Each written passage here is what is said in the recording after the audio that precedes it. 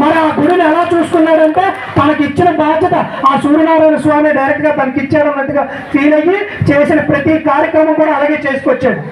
మరి ఈ రోజు తనకి అలా ఉత్సాహవంతుడికి ఇంకొంచెం మెరుగైన అవకాశం ఇవ్వాలని చెప్పి ఈ రోజు భర్త గారు గుర్తించి అన్న నువ్వు 80వ వార్డుకి నువ్వు నుంచో ప్రాతినిధ్యం వహించని చెప్పారు. ఈ రోజు ఏ ప్రాతినిధ్యం వహించడం అనేది అలంకారం కాదు, బాధ్యత. అది ఈ బాధ్యత ఎవరు నెరవేరుస్తారో తెలుసుకొని వాళ్ళకు వస్తుంది ఆ బాధ్యత.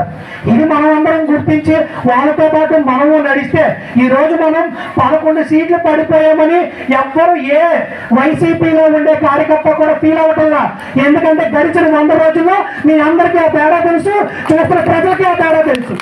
ఈ 100 రోజుల్లో ఎందుకు వైఎస్ జగన్మోహన్ రెడ్డికి ఓటేయలేకపోయామా అని ప్రతి ఒక్కరు చూస్తున్న ప్రతి చదువుకునే పిల్లడు కూడా ఇదే ఆలోచిస్తున్నాడు. జగన్ ఎందుకు రాలేదు, నా అమ్మఒడు ఎందుకు పడలేదు, లేదంటే మాకు వైఎస్ఆర్ చేయదు ఎందుకు రాలేదు అని చెప్పి ఈ రోజు ఎక్కడ ఉన్నా కూడా ప్రతి ఆటో డ్రైవర్ ఈ రోజు మీరు డాక్టర్ వృత్తిలో ఉన్నప్పుడు నా దగ్గరకు వచ్చే ప్రతి పేషెంట్ మాటల్లో వింటున్నాడు. ఈ రోజు విలేజ్ క్లినిక్కి వెళ్ళి చూడండి, మూతలు పడిపోయి అక్కడ గట్టి మొలుస్తుంది.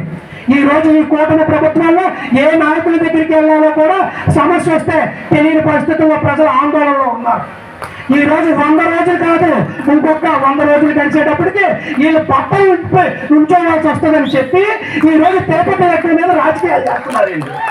వీళ్ళకి ఎక్కడైనా కొంచెమైనా సిగ్గు చరవనేది ఉంటే మరి రేపు పొద్దున తిరుపతి లడ్డు అంటే ఏంటి, మన హిందూ మనోభావాలకి సంబంధించింది. అలాంటి దానిపైన రాజకీయం చేస్తారా హిందూ? ఈ రోజు నువ్వు రాజకీయం చేయాలనుకుంటే నువ్వు జగన్మోహన్ రెడ్డి కన్నా మెరుగ్గా పనిచేసి నేను మీకన్నా మెరుగ్గా పనిచేశానని చెప్పుకోగలగాలి. 100 రోజుల్లో ఎవరో అంటున్నాడు వరదలు ప్రకృతి వైఫల్యం కదా, నాయకులు ఏం చేస్తారు అని చెప్పి. ఈ రోజు జగన్మోహన్ రెడ్డి గారు కూర్చుంటే కింద ఉండే నికందరకు కూడా ఉచ్చపడుతుంది. అరే అన్న పైన ఉన్నాడు చేస్తాడని. ఈ రోజు నువ్వున్నావు కాబట్టి నీ ఇంజనీర్ ట్యాంకులు తెరిచి కూర్చున్నారు అక్కడ. ఈ రోజు గత 5 ఏళ్ళలో ఎప్పుడు వర్షాలు పడలేదా, విజయవాడలో ఇంత వర్షం ఎవరో చూడలేదా, కానీ విజయవాడకి ఏ రకంగా వరద వచ్చింది. ఈ రోజు నువ్వు అది ఒప్పుకోవడం మానేసి నీకు బుడమేరు డేట్ల గురించి కూడా మీకు అవగాహన లేకుండా జగన్మోహన్ రెడ్డి గారిని విమర్శించే నాయకులు ఉన్నారు ఇక్కడ. ఈ రోజు మనమందరం తెలుసుకోవాల్సిన విషయం, ఎటువంటి నాయకుడు ఉంటే ఆ ప్రజలలో నిబద్ధత ఉంటుందో అటువంటి నాయకుడిని ఆ పైన నాయకుడు గుర్తిస్తాడు. ఈ రోజు జగన్మోహన్ రెడ్డి గారు బాధను గుర్తించారు. ఇక్కడ నాయకత్వం వహించాలంటే అనకాపల్లిలో ఒక కొత్త యువ నాయకుడు ఉండాలని భరతుడు నాయుడిని గుర్తించాడు. 80వ వార్డులో నువ్వుంటే ముందుకెళ్తాం మన పార్టీ అని చెప్పి. అంతేగాని ఎవరికి ఇష్టం వచ్చినట్టు వాళ్ళు మెసేజ్లు పెట్టుకొని అలకలనిగి పార్టీలు వదిలేసి ఆయన చెప్పారు మొన్న ఎవరు పోయారబ్బా, సీనియర్ లీడర్ పోయాడు, పోతే వెళ్ళిపోయింది అబ్బా, కొత్త నాయకుడు వస్తాడు, కొత్తవాడికి అవకాశం వస్తుంది, మళ్ళీ కొత్త ఉత్సవం వస్తుందని చెప్పాడు. అది జగన్మోహన్ రెడ్డి అంటే నువ్వు ఉంటే ఆదరిస్తాడు, నీ మీద చేసి అండదండగా ఉంటాడు. నువ్వు వెళ్ళిపోతే అమ్మ సలాం, నువ్వు వెళ్ళిపోతే మరీ మంచిది, నీకన్నా మెరుగైన నాయకులు ఇంకో కొత్త ఉత్సాహం ఉంటుంది.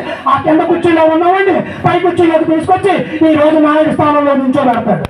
మీరు గుర్తించి ప్రతి కార్యకర్త కూడా రేపొద్దున ఈ 5 ఏళ్ళు సైనికుల్లో పనిచేస్తారని నాకు ఈ అవకాశం ఇచ్చిన అటు భరత్ అన్నయ్య గారికి కానీ కేఎం నాయుడు అన్నయ్య గారికి కానీ మరి ఇక్కడికి వచ్చేసిన ఇంకొక విషయం చెప్పడం మర్చిపోయాను. ఇందాక కేఎం నాయుడు అని చిన్నది పడపడేస్తున్నాడు. అన్న నేను చాలా మందిని పిలిచాను, 300 మందిని అని. నేను అన్నాను, అన్న నువ్వు కార్యక్రమం మొదలుపెట్టు ఆటోమేటిక్గా వస్తారన్నాను. ఈ రోజు ప్రతిపక్షంలో 11 సీట్లను వెక్కిరించమని చెప్తున్నా.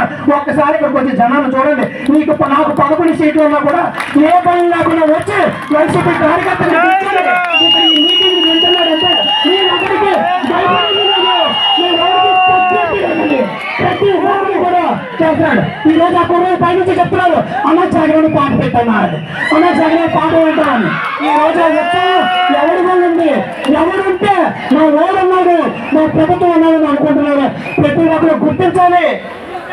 అలాగే స్టీల్ ప్లాంట్ ప్రైవేటీకరణ గురించి ఆయన గురించి అయితే మాట్లాడకూడదు. అతను సినిమా స్టారు, గౌరవనీయులు, గారు అని పిలవాలి. నీకేమో ఆ రోజు ఏనాడు గుర్తురాడా, ఈ రోజు నువ్వు బీజేపీతో కొత్తగా ఉన్నావే, మరి నువ్వు ప్రైవేటీకరణ ఆపలేకపోయావా?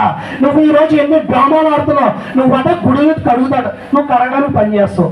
నువ్వు కరెక్ట్గా చెప్పాలంటే నువ్వు ఆ గుడ్డు కడుక్కుంటావో అక్కడ నువ్వు ముక్కు కడుక్కుంటావో అది మీ ఇష్టం. కానీ మాకు మా నాయకులకి మా వైఎస్ఆర్ పార్టీ వాళ్ళకి మా ప్రతి ఒక్కరికి నిబద్ధత ఉంది.